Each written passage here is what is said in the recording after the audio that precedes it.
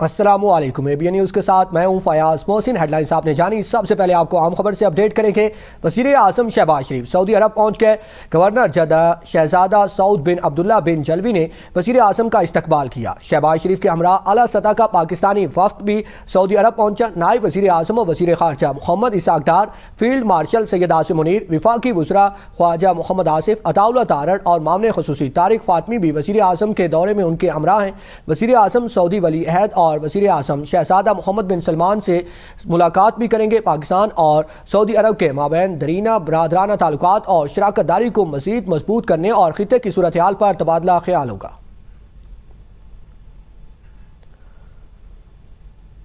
امریکی صدر Donald Trump کا کہنا ہے کہ ایران کے ساتھ مذاکرات اچھے طریقے سے آگے بڑھ رہے ہیں اور اگلے 48 گھنٹوں میں پیش رفت کا علم ہو جائے گا۔ امریکی صدر ڈونلڈ ٹرمپ نے لاس ویگاس روانگی سے قبل میڈیا سے گفتگو میں کہا کہ ایرانی حکام نے خود رابطہ کر کے مذاکرات کی خواہش ظاہر کی ہے تاکہ وہ مزید امریکی دباؤ سے بچ سکے۔ منگل کے روز دونوں ممالک کے درمیان دن بھر مذاکرات جاری رہے۔ انہوں نے کہا کہ اگر ایران اس بار معاہدے سے پیچھے ہٹا تو اسے شدید ترین فوجی رد عمل کا سامنا کرنا پڑے گا۔ امریکہ سے اشارے ملی ہیں کہ وہ وعدوں پر پھر سے عمل کے لیے تیار ہے۔ جہازوں سے ٹرانزٹ فیس کا معاملہ ایرانی قیادت کے فیصلوں اور امریکی رویے پر منحصر ہوگا۔ ایران کے نائب وزیر خارجہ قاسم غریب آبادی کا کہنا ہے کہ ابنائے ہرمز پر ایران عمان نئے انتظام کی مفاہمت آخری مرحلے کے قریب ہے۔ ایران عمان مفاہمت کا مطلب یہ نہیں ہے کہ ابنائے ہرمز مکمل کھولی جائے گی۔ نیا ماڈل پچھلے 60 برسوں سے جاری انتظام سے مختلف ہوگا۔ جہازوں کے راستے کا قابل ذکر حصہ ایرانی پانی سے گزرے گا۔ امریکہ کے نائب صدر JD وینس نے کہا ہے کہ مسائل میں سے ایک یہ ہے کہ ایرانی حکومت کے اندر ایک حلقہ مذاکرات کا خواہش مند ہے جبکہ ایک سخت گیر حلقہ جنگ جاری رکھنے کا حامی ہے۔ اسلام آباد مذاکرات کے دوران امریکی مذاکراتی وفد کی قیادت کرنے والے امریکی نائب صدر JD وینس نے فاکس نیوز کو بتایا کہ ان کے خیال میں ایران کے ساتھ کشیدگی اور محاذ آرائی کے عمل میں اتار چڑھاؤ آتے رہتے ہیں، تاہم وہ یقین رکھتے ہیں کہ آخرکار سب کچھ امریکی عوام کے حق میں ہوگا۔ برطانوی نشریاتی ادارے کے مطابق بعض رپورٹس میں کہا گیا ہے کہ محمد باقر کالیباف آئندہ چند روز میں پاکستان کا ممکنہ دورہ کر سکتے ہیں۔ ایران نے سرکاری طور پر ان رپورٹس پر کوئی رد عمل نہیں دیا۔ ابنائے ہرمز سے گزرنے والے جہازوں پر ٹرانزٹ فیس ایران 5 سے 7% جبکہ عمان 3% کا حامی ہے۔ عالمی خبر رساں ادارے رائٹرز نے اپنی ایک رپورٹ میں دعویٰ کیا ہے کہ ایران اور عمان کے درمیان ابنائے ہرمز میں تجارتی جہازوں کی آمد و رفت کے لیے مجوزہ ٹرانزٹ فیس پر اختلافات برقرار ہیں۔ دونوں ممالک گزشتہ کئی ہفتوں سے ابنائے ہرمز میں محفوظ بحری راستے، جہاز رانی کے انتظام اور متعلقہ قانونی اور تکنیکی امور پر مذاکرات کر رہی ہیں، تاہم فیس کے تعین پر تاحال اتفاق نہیں ہو سکا۔ رائٹرز کے مطابق ایران کی تجویز ہے کہ ابنائے ہرمز سے گزرنے والے تجارتی جہازوں کے سامان کی مالیت کے حساب سے 5 سے 7% ٹرانزٹ فیس وصول کی جائے، جبکہ عمان اس شرح کو 3% تک محدود رکھنے کا حامی ہے۔ یہ مجوزہ فیس ابنائے ہرمز سے گزرنے والی بین الاقوامی تجارتی شپنگ پر لاگو ہو سکتی ہے، تاہم اس حوالے سے دونوں ممالک کی جانب سے ابھی تک کوئی حتمی مشترکہ اعلان جاری نہیں کیا گیا۔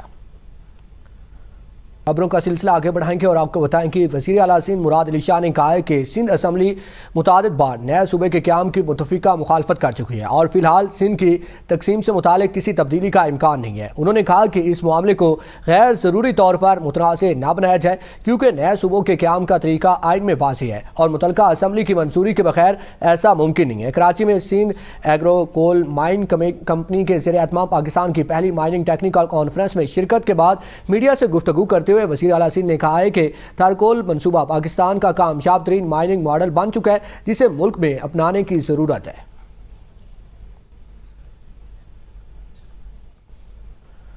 حکومت کی جانب سے PTI کو مذاکرات کی دعوت۔ اس سلسلے میں اسپیکر قومی اسمبلی ایاز صادق سے PTI کے چیف وہب عامر ڈوگر کی ملاقات ہوئی۔ وفاقی وزیر طارق فصل چودھری بھی ملاقات میں موجود تھے۔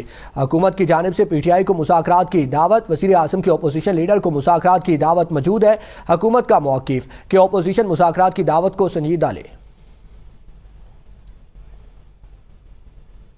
مذاکرات کے لیے حکومت سنجیدہ اور مخلصانہ رویہ اختیار کرے۔ بیرسٹر گور کا حکومتی دعوت پر رد عمل، کہا کہ مذاکرات کس بات پر کرنے ہیں، کب کرنے ہیں، کسی کو معلوم ہی نہیں۔ مذاکرات سے متعلق زبانی کلامی یا غیر ضروری بیانات سے وقت ضائع ہوتا ہے۔ حکومت اگر واقعی مذاکرات میں سنجیدہ ہے تو قیادت سے رابطہ کرے۔ 3 مراحل میں الیکشن دھاندلی کی بنیاد قرار۔ پیپلز پارٹی نے آزاد کشمیر انتخابات کالعدم قرار دے کر دوبارہ الیکشن کا مطالبہ کر دیا۔ نیئر حسین بخاری نے اسلام آباد میں پریس کانفرنس کرتے ہوئے کہا کہ مہاجر نشستیں جیب میں ہونے کے رانا ثناءاللہ کے بیان نے دھاندلی کی بنیاد رکھی۔ مسلم لیگ نون نے جبر کے ساتھ الیکشن جیتا۔ کچھ پولنگ اسٹیشنز پر 90% سے زائد ٹرن آؤٹ سامنے آیا جو ناقابل یقین ہے۔ ہم شکست پر روتے نہیں، مقابلہ کرتے ہیں اور آئندہ بھی کریں گے۔ صدر آزاد کشمیر چودھری لطیف اکبر نے کہا کہ میرے حلقے کے بعض پولنگ اسٹیشنز پر ووٹ کاسٹ ہونے کی شرح 75 سے 97% تک رہی۔ ہمارے پاس دھاندلی کی ویڈیو موجود ہے، ضرورت پڑی تو سامنے لائیں گے۔ پیپلز پارٹی آزاد کشمیر کے صدر چودھری یاسین نے کہا کہ chief election commissioner, ROs commissioner اور ڈی آئی جی سے رابطہ کیا لیکن کوئی کارروائی نہ ہوئی۔ پنجاب پولیس کو خصوصی طور پر لایا گیا، وہ مبینہ طور پر جانبدار رہی۔ پونچھ ڈویژن میں 10 اگست کے الیکشن سے پہلے مسلم لیگ نون کا پاور شو۔ جلسے سے خطاب میں مشیر وزیر اعظم رانا ثناءاللہ اور وفاقی وزیر امیر مقام نے کہا کہ پونچھ ڈویژن میں انتخابات میں بھی نون لیگ کامیابی حاصل کرے گی۔ رانا ثناءاللہ نے کہا کہ ہم نے میرپور ڈویژن اور مظفرآباد ڈویژن کے اندر کامیابی حاصل کی تو پیپلز پارٹی نے دھاندلی کا الزام لگایا۔ ہم نے ثبوت مانگے لیکن ان کے پاس کوئی ثبوت نہیں۔ آج وہ اپنی ناکامی کا رونا رو رہی ہیں۔ آزاد کشمیر کی تاریخ میں پہلی مرتبہ صاف شفاف انتخابات ہوئے۔ پونچھ کی عوام محسن عزیز کو کامیاب بنائیں۔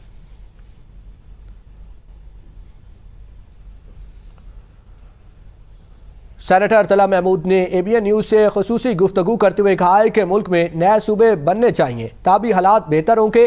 نئے صوبے لوگوں اور انتظامی معاملات کے لیے بہتر ثابت ہوں گے۔ سب سے پہلے صوبہ ہزارہ بننا چاہیے، وہاں کے لوگوں کے حالات خراب ہیں۔ سینیٹر طلعت محمود نے کہا ہے کہ محسن نقوی نے کہا کہ سسٹم فیل ہو چکا ہے۔ کہتا ہوں کہ سسٹم فلاپ ہی نہیں بلکہ دریا برد ہو چکا ہے۔ انہوں نے کہا کہ سب سیاسی جماعتوں کو مل کر اس کی سپورٹ کرنی چاہیے۔ اپوزیشن کوئی بھارت سے نہیں آئی، وہ بھی پاکستانی ہے۔ بلوچستان میں سیکیورٹی فورسز کے 2 انٹیلیجنس بیسڈ آپریشن 12 دہشت گرد ہلاک کر دیے گئے۔ آئی ایس پی آر کے مطابق کارروائیاں واشق اور مستونگ میں رد الفساد 3 کے مہم کے تحت کی گئیں۔ آئی ایس پی آر کے مطابق 5 اور 6 اگست کو بلوچستان کے اضلاع واشق اور مستونگ میں انٹیلیجنس بنیادوں پر 2 آپریشن کیے گئے۔ آئی ایس پی آر کے مطابق 5 اگست کو واشق میں سیکیورٹی فورسز نے 6 مبینہ دہشت گردوں کی نقل و حرکت کا سراغ لگا کر کارروائی کی جس میں تمام دہشت گرد ہلاک ہو گئے۔